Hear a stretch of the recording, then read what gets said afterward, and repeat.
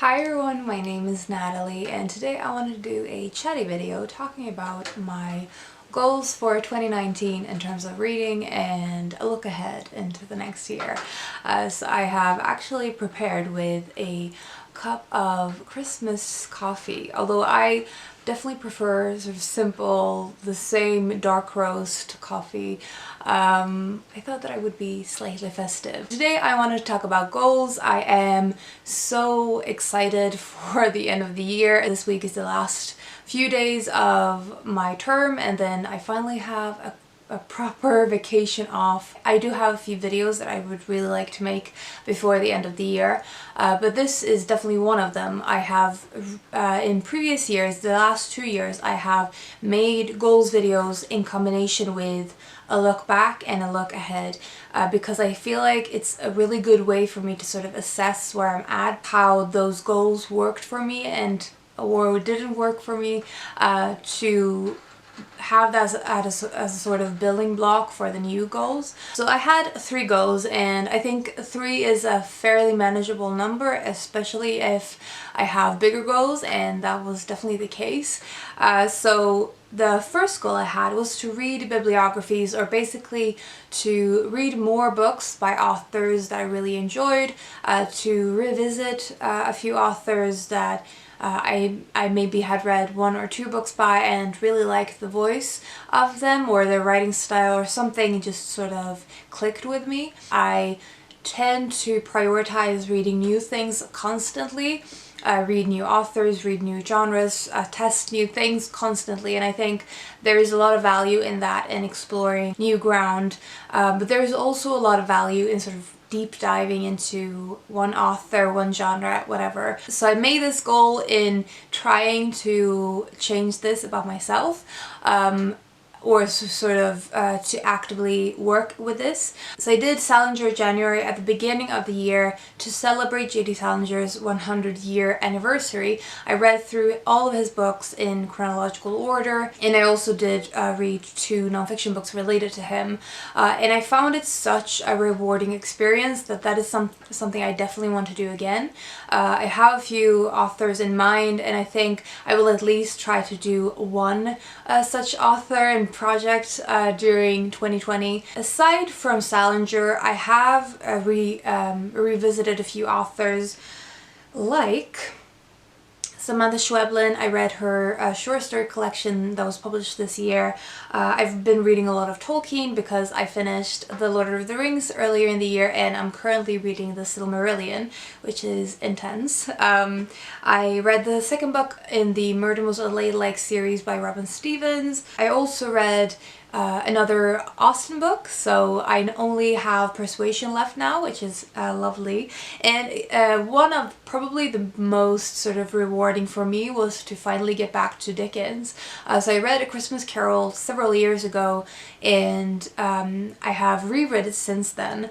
But then I never got into any of his other books, and I had tried several, just couldn't get into them. So this October I finally got to Great Expectations, and I really liked it. So I'm looking forward to exploring Dickens more in the near future. And then currently I'm also reading my last Shirley Jackson novel. So when I finish this book, I have finished all of her novels, and I have a lot of her short stories left, as well as her nonfiction books. But I think I might do a Shirley Jackson project next year. In terms of this goal, I think I've obviously revisited a few authors that I enjoy, so it's a win in that case. I think I could have definitely prioritized this more. One of the problems is that I don't often have more by an author on my shelves. Like, I don't own a lot of books by one author to read, so if I don't own more of their books,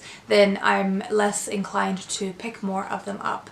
So that's something that I will try to keep in mind for coming years. I think this goal is sort of a half-half win for me. I did work on it, but I definitely feel like I want to do more projects along Salinger January kind of things. The second goal I had for 2019 was to reread more. And I specifically said that I wanted to make rereading more of a normal part of my routine, that I wanted it to be very natural. And this has not been the case. I haven't reread more than previous years. I think more, maybe one more. I think the problem for me when it comes to rereading is that it's sort of linked to how many unread books I have, and that's something that I've heard a lot of people say when they're talking about sort of a guilt connected with rereading when you have so many unread books to read. And I think it's part guilt and part just feeling a little bit overwhelmed with having so many unread books, and also wanting to read a few books so that I can actually move the books around and to get rid of a few books. So I think the circulation thing is one of the reasons that I don't prioritize rereading as much. I mean, rereading in general is something that doesn't come natural for me. So that is something that I've been working on as an adult reader, and something that, especially in connection with BookTube, and realizing how much you can gain out of that experience. So that's something that I want to continue to work with and to make space for in my reading life. And I think one of the ways to allow that to happen is to have less unread books. So that's sort of linked with my one of my goals for 2020. Problem with my rereading isn't so much the number. I don't really have a specific number in mind. I just wanted the mind frame of rereading is what I want to change for myself. Like, I want to feel that I can pick up a book I have read before and not feel anything negative around that experience. And I think that is sort of going to be an ongoing process for me. And the third reading goal that I had for 2019 was, of course, the nonfiction reading challenge. So if you don't know, I started a year-long nonfiction reading challenge this year for myself, and then extended the invitation to other people to join. It was sort of meant to be a nonfiction read harder challenge. The nonfiction reading challenge are 16 challenges in total, and I have at this point in time I think finished 12 of them or 13, and I think that I will be able to complete it before the end of the year. But I'm planning to do an entire video talking about this challenge and the wrap up of it, and go into all of the books that I've read for all of the challenges. So hopefully by the time that video comes up, I have actually finished this goal. So I will make a video specifically for this goal in detail later in the month, so look out for that if you're interested. So those are the goals that I had for 2019 and my retrospective. I think I'm happy with the goals that I had, and I think they were good ideas, but I also realized that there are a few things that sort of sometimes even though the intention is good, there's something standing in the way between the goal itself and the execution of it. Like with the rereading, the problem in between was the fact that I realized that there was a guilt thing standing in the way, and the guilt is connected to how many unread books I have. So let's just get on with the 2020 goals that I have. So starting with the first goal, I will very briefly just mention the nonfiction challenge that I have created for 2020, which is called Curiousadventure, and this goal is going to be 12 challenges, so one per month, or you can decide what kind of rate you want to read them in. But the idea was that you would be able to do one a month, and I think that would be more manageable than 16 challenges. I also really wanted to be able to take time to do videos for each of them, each of the challenges. So that is what I'm gonna be doing. Like, this is basically a video goal for me, to make one video for each of the Curiousadventure challenges. And really, I think I'm probably gonna be doing something like a vlog for each of the challenges. I have actually done an entire video talking about all of the challenges in the Curiousadventure, and I will link it in the cards and below. So if you want to know more and you maybe want to join me in exploring more fun things with nonfiction next year, then I would be very happy to have you. I'm so thrilled to see such a positive response already for the Curiousadventure challenge. So I will link the announcement video where I talk about all of the challenges, and there's also a blog post where the whole list of the challenges are gathered. But I will be making more videos around this, so you'll have all of the information you need. The second goal I have is more of a personal one, but it's still sort of along the same lines in that it's a challenge that I've created for myself and a fun thing to do. So I'm calling it Mapping the Lit. Mapping the Lit. And basically I am planning to read a lot more translated fiction next year, a lot more international fiction, perhaps I should say, or international literature. It doesn't have to be fiction. This goal is for me a way to combat the fact that I haven't read a lot of translated literature or international literature during 2019, and that's something that I care a lot about, and I feel sad about the fact that there is so much English-centered reading that I've been doing in the last year anyway. And so I wanted to actively work against it and to make it a core focus point for 2020. So as I said, I'm calling it Mapping the Lit, and it's just probably going to be something that I chronicle over at my Instagram, which is also called Curious Reader with an extra R at the end. I wanted to say international because I want to include Swedish books as well, because of course I'm from Sweden, and reading books in Swedish is not translated for me, so I wanted to include that because I don't read enough Swedish literature either.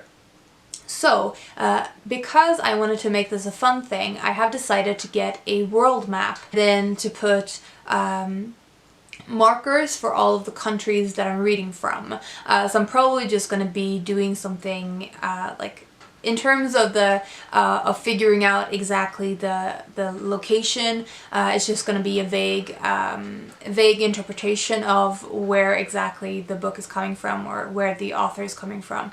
But the idea of it is just to read more international literature and to have some kind of way to illustrate that for myself. The goal is not number specific because I know that I don't work with numbers specific goals. I think they are good and they are useful a lot of the time, but I find them mostly restricting. So instead I will be just having this intention to read more books from all over the world, and especially translated works, and to log it somehow. And so I'm going to be using the hashtag Mapping the Lit. If you want to follow my progress with that on Instagram, then that is the hashtag that I will be using. The last goal is sort of a staple for any booktuber, and it's to buy less books. So I have created sort of guidelines for myself, but I'm not even gonna share them here because I'm probably gonna break them very quickly. It's sort of a combination of I want to buy less books and I want to decrease my TBR. And the reasons for that is multiple, but one of them is definitely connected with the rereading. There is a sort of guilt with reading books you have already read when you have so many books that are unread and waiting to be read, because especially of the circulation aspect. Like when you read a book you haven't read before, you can either decide to keep it or to get rid of it, and so the books on your shelves are moving. But when you reread books, obviously there's no moving, they just go back into the place that they came from. So and of course if you reread a book you probably already like it enough to keep it. The main reason for buying less is to save money for other things. There's also the fact that I want to be more organized with my personal library. I want to feel that it better represents what I like, and to be able to sort it by specific themes and things like that. And it isn't possible when more than half of the books are unread and I don't know enough about them to be able to sort them that way. Another sort of related thing for me as a visual thing with this goal is that I have split my books in read and unread books, and I have been counting the book shelves, like the shelf levels of books read and unread. And at the moment, I think I'm about a third of my shelves are read and 2/3 are unread. So one way for me to assess whether I've done well on this reading goal for 2020 is whether I've sort of whether I'm even between the read and unread books. That is what I'm hoping for throughout the year. That it's fine if I buy books, if I read them, then they go into the read side of my bookshelves, so that wouldn't be an issue. So it's more about managing my books and to be more even with the read and unread, and hopefully in the coming years that will even sort of that balance will even turn over to the other side, where I have more read books than unread. That is my hopes for at the moment. So those are the reading goals that I have for 2020, and I'm really excited about them. I feel like they are a good mix of things. Do you have any goals set for the next year, or how did you do with your goals for this year? I love this time of year when everyone is sort of reassessing how they're doing with their reading life and thinking about what they want to change in various ways. I know a lot of people love the number goals, and I find it very inspiring to hear about people talk about those kind of goals, but they don't work for me myself. So that was all I wanted to say. I hope you're having a fantastic day and start to your week, and I will talk to you soon. Bye.